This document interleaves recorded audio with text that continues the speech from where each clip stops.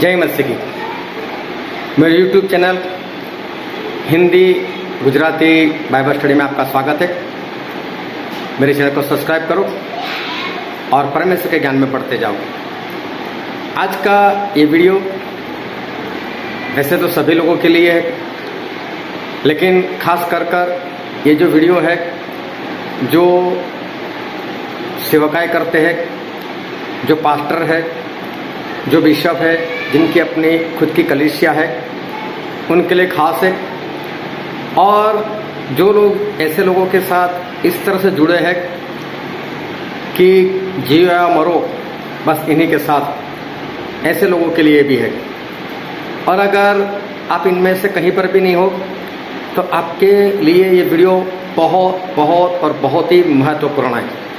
और इसलिए इस वीडियो को अंत तक देखना, ताकि परमेश्वर आज जो आपसे बात करना चाहते हैं उसको आप समझ सको, सुन सको और उसके अनुसार चल सको। प्रभु सुने यूहन्ना 17:21 में कहा कि हे पिता, जैसे आप मुझ में हो और मैं आप में हूँ, वैसे ही वो सारे हम में हो। तो परमेश्वर चाहते हम सभी एक हो। और आज देखो इस धरती पर इतनी सारी मंडलियाँ बन चुकी, सभी अपने अपने नाम अलग अलग से दे रहे हैं। अभी भी नई नई मंडली बन रही है और सभी लोग अपने अपने अलग से चर्च, अलग से नाम बनाने के लिए जा रहे हैं। और वैसे ही पहले से बहुत सारी कलीसियाँ है, मेथोडिस्ट है, सालेसन आर्मी है, चर्च ऑफ नॉर्थ इंडिया मतलब कि CNI है, पेंटिकोस्टल बहुत सारे ग्रुप्स हैं और ऐसी बहुत सारी मंडियाँ इस धरती के ऊपर अस्तित्व में है। और अभी जिन लोगों को सच्चाई पता चली है और जो ऐसा दावा करते हैं कि हम सच्चाई जानते हैं, ऐसे लोगों ने भी दूसरी कलीसिया से जुदा होकर, अलग होकर अपनी एक कलीसिया बना ली है। अभी ये सारे लोग ऐसा ही समझते हैं, मैं ही सच्चा और मैं ही सच सिखाता हूँ।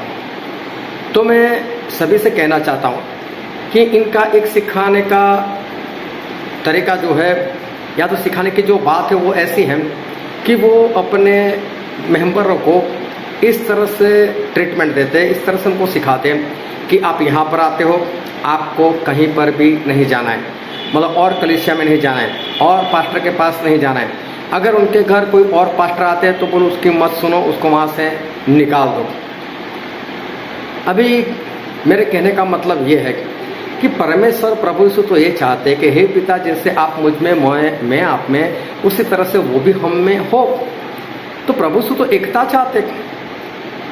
अगर आप पास्टर होकर, आप सेवक होकर, परमेश्वर के दास होकर अगर एक दूसरे के साथ नहीं मिल सकते, यहाँ तक कि कोई दूसरा पास्टर आपके मेंबर के घर आए तो आप उसको पसंद नहीं करते, और आपका मेंबर किसी और पास्टर की बातें करे, उसके पास जाए, उसका पसंद नहीं करते, तो आप में एकता कैसी? आप में एकता कैसे? आप करोगे क्या? समझ लो कि दूसरा पास्टर है, परमेश्वर आपको आकर ऐसा बोलेंगे कि ये जो पास्टर है उसको मैं स्वर्ग में लेकर जा रहा हूँ। तो क्या आप परमेश्वर को ऐसा बोलोगे मुझे मत लेकर जाओ, ये जहाँ पर है वहाँ पर मैं रह नहीं सकता? क्या परमेश्वर ने स्वर्ग में सभी कलीसिया के अनुसार अलग अलग क्या तंबू बनाकर रखे क्या? जिस तरह से पतरस ने बोला था कि प्रभु सो हम यहाँ पर 3 तंबू बना देते हैं, एक आपके लिए, एक मूसा के लिए, एक एलिया के लिए। तो क्या वहाँ पर परमेश्वर ने सभी मंडलियों के लिए क्या अलग अलग तंबू बना कर रखे कि वहाँ पर भी आप अपना झंडा गाड़ कर अलग से बैठना? क्या वहाँ पर ऐसा होगा क्या वहाँ पर इतनी सारी कलीसिया होगी क्या? तो समझते क्यों नहीं आप लोग? एकता कहाँ है आप में? कई बार तो यहाँ तक सुनने को मिलता है कि एक पास्टर दूसरे पास्टर को बोलता है यहाँ पर मत आना, ये मेरा इलाका है।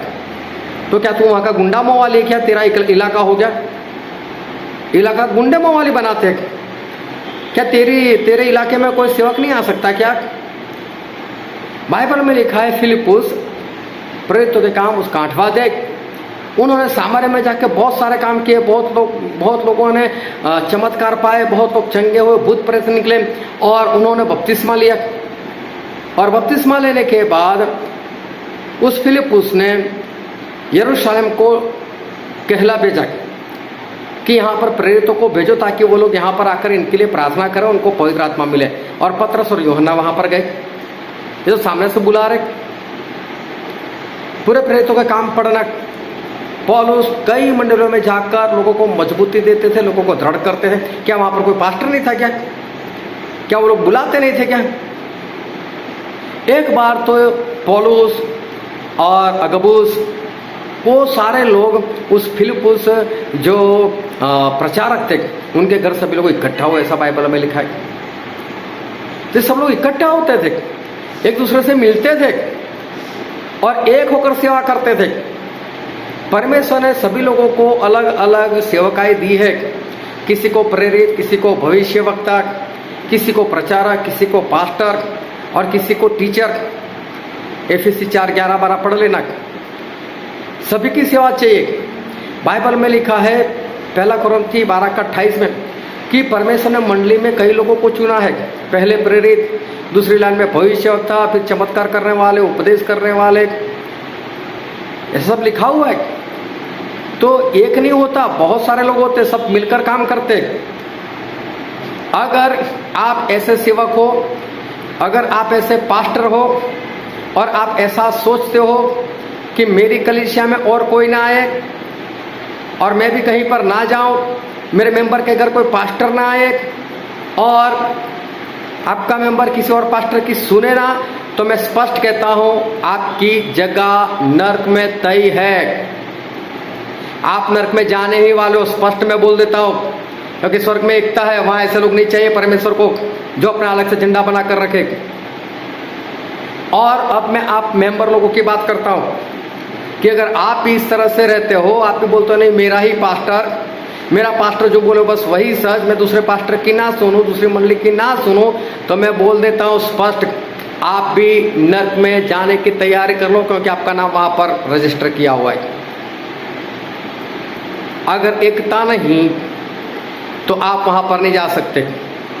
और अभी आज 2022 और अप्रैल 22 तारीख है और मैं ये वीडियो बना रहा हूं। और अभी देखो इस संसार में एक कोरोना 2 साल से चल रहा है, षड्यंत्र है, न्यू वर्ल्ड ऑर्डर की बातें हो रही है, मसीह के विरोध को खड़ा करने के लिए सब कुछ तैयारियां हो चुकी है। जबरदस्ती से वैक्सीनेशन, अब एक नया बिल बन रहा है, नया हेल्थ बिल, उसमें ऐसा है कि जबरदस्ती आपके पास आकर वो लोग वैक्सीन दे सकते हैं। जबरदस्ती आपका कहीं पर भी जाकर आपका लेबोरेटरी टेस्ट करवा सकते हैं। आपको जो दवाई पसंद है ऐसी नहीं, वो लोग अपनी ओर से दवाई देंगे, आपको कहीं पर भी क्वारंटाइन कर सकते हैं। ये सब क्या दर्शाता है? ये सब यही दर्शाता है कि आखिरी वक्त आ चुका। देखो सतावट कितनी बढ़ चुकी है, मसीह लोगों को फंसाया जा रहा है, धर्मांतर के नाम पर उनको जेल में धकेला जा रहा है। ये सब क्या आखिरी वक्त नहीं है क्या? और अभी भी अपना झंडा गाड़ कर बैठे हो, बस मैं और मेरी कलीसिया, मैं और मेरी कलीसिया, वहां नहीं जाना, इधर नहीं आना। क्या है सब? क्या अभी भी आपको पता नहीं चलता है कि हमको एक होना चाहिए? क्या अभी भी पता नहीं चल रहा है कि मुझे स्वर्ग में जाना है? बहुत ध्यान से समझ लेना। ऐसी सारी बातें दिल से निकालो, अभी निकालो, तुरंत निकालो, वरना वो दिन दूर नहीं कि आप नरक में चिल्लाते होंगे। प्रभु यीशु कहते हैं जिस तरह से मैं पिता में, पिता मुझ में, इसी तरह से ये लोग मुझ में हो। हम सभी को एक होना ही पड़ेगा, किसी से लड़ाई करने के लिए नहीं, कोई दंगा करने के लिए नहीं, किसी का विरोध करने के लिए नहीं। हमें एक इसलिए होना क्योंकि हमारे पिता परमेश्वर, यीशु परमेश्वर, पवित्र आत्मा परमेश्वर एक है और उन्होंने हमें एक ही सिखाया। क्या फालतू की बातें करते हो कि वो अलग सिखाएगा, ये अलग सिखाएगा, मैं अलग सिखाऊंगा? क्या बाइबल अलग अलग है, लोग अलग अलग सिखाएंगे? क्या पवित्र आत्मा अलग अलग ही लोगों को अलग अलग प्रकाश देंगे? क्या फालतू की बातें करते हो? जितने भी लोग पवित्र आत्मा के चलाए चलते हैं वहां सभी जगह पर एक ही शिक्षा होती है। जो झूठे सेवक है, झूठे परमेश्वर के दास है, जिनका अभिषेक नहीं हुआ और अपनी मर्जी से चलते, उनकी शिक्षा गलत हो सकती है, लेकिन गलत भी होगी तो भी जाने दो ना लोगों को। जाकर गलत सीखेंगे तो वही तो पता चलेगा ये गलत है। आप उनको कहीं पर जाने दोगे नहीं दोगे तो कैसे पता चलेगा? प्रभु यीशु कहते हैं कि मेरी भेड़ मेरी आवाज सुनती है। भेड़ होगी तो आवाज सुनकर पीछे आ जाएगी। बोले अनजान की आवाज सुनकर वो उसके पीछे नहीं जाती, लेकिन उसके पीछे से भाग आएगी। यूहन्ना 10 पढ़ लेना। अनजान की आवाज नहीं सुनती, लेकिन उसके पीछे से भाग आएगी। इसका मतलब सुंदर पीछे गई थी ना भेड़, लेकिन पता चला गलत है तो भाग आई।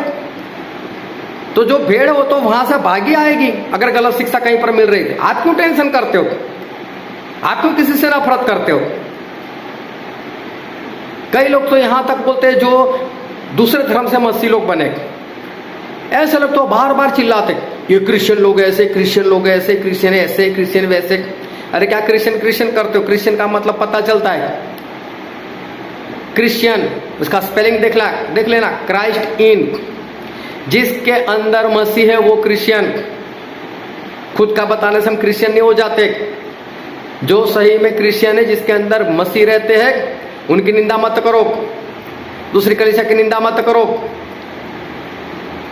लेकिन एक हो जाओ, सभी को बुलाओ, सभी के पास जाओ, अपनी भेड़ों को भी आजादी दो कि जहां जाना चाहते हो वहां जाओ। अगर वो भेड़ है तो चरवाहे की आवाज सुनेगी, वापस आ जाएगी। डरना मत, वो कहीं पर भी नहीं जाएगी। हाँ, लेकिन अगर आप उसको नहीं भेज रहे कहीं पर, इसका मतलब आप झूठे। आपको डर है कहीं सच्चाई सुनकर भेड़ चली ना जाए, इसलिए आप उसको सच्चाई सुनाना चाहते ही नहीं, वहां पर जाने देना चाहते ही नहीं। मैं बहुत स्पष्ट कहता हूं, अगर आप ऐसे पास्टर हो, आप ऐसे सेवक हो कि अपनी भेड़ को कहीं नहीं ले जाने देते, आप झूठे हो, आप 100% गलत चल रहे हो। इसलिए आप अपनी भेड़ को रोकते हो कहीं इसको सच्चाई ना पता चले और मुझसे भाग जाए। आप उसको परमेश्वर की आवाज सुनने देना चाहते ही नहीं हो। और मैं खास कर भेड़ों को भी बोल देता हूं, विश्वास हो, जिस सेवक के पीछे आप चल रहे हो ना, आप उसको जो दान देते हो ना, उससे उसका गुजारा चलता है, उससे डरो मत। वो आपसे डरना चाहिए। परमेश्वर ने ऐसा बोला, फसल बहुत है, मजदूर कम है, उनको मजदूर चाहिए। और अगर आपका पास्टर साहब बनकर बैठा है, अपनी बैग भी खुद नहीं उठाता, बाइबल भी नहीं उठाता, आपको उठाने को बोलता है, आपको बोलता है ढोलकी यहाँ पर लेकर जाओ, ये वहाँ पर लेकर जाओ, तो समझ लेना वो मजदूर नहीं है, वो साहब बन चुका है। ऐसे से तो भागे जाओ, स्पष्ट ही बोलता है, ऐसे भाग जाओ, परमेश्वर को मजदूर चाहिए। अगर आपका पास्टर मजदूरी नहीं कर रहा, आपके घर नहीं आ रहा है, आपकी मुलाकात नहीं कर रहा, आपके घर के हालात नहीं जान रहा, आपके घर के लिए स्पेशल प्रार्थना नहीं कर रहा, तो छोड़ दो उसको। ना तो वो स्वर्ग में जाने वाला है, ना आपको स्वर्ग में लेकर जाएगा। और इसलिए विश्वासी लोग, मैं आपसे कहना चाहता हूं, बाइबल खुद भी पढ़ो, खुद भी जानो कि बाइबल में क्या लिखा है। जो आपको सिखाने वाला कुछ भी सिखा दे, कुछ भी सीख लोगे क्या?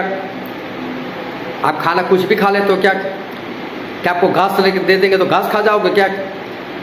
तो आत्मा का भोजन है, देखकर खाया करो, घर पर आकर देखो, वागुल करो।